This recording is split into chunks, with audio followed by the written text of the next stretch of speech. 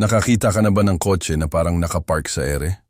Ito ang vertical rotating parking tower, sobrang simple lang. I-drive mo lang ang kotse papunta sa platform, i-scan ang code, i-confirm ang info mo, at pwede ka nang umalis. Tapos panoorin mo na lang habang gumagalaw ang system, parang Ferris wheel ang train na umiikot. Maayos na inaangat ang kotse mo papunta sa pwesto nito sa taas.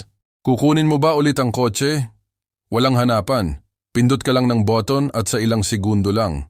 Parang elevator na bababa ang kotse mo, mas mabilis pa sa food delivery. Ang astig pa, yung dating spot na kasya lang 2 kotse. Ngayon kasya na mahigit 1 dosena. Nakasave ng lupa, nababawasan ng random parking, at nawawala yung stress ng paikot-ikot kakahanap ng spot. Worried sa safety?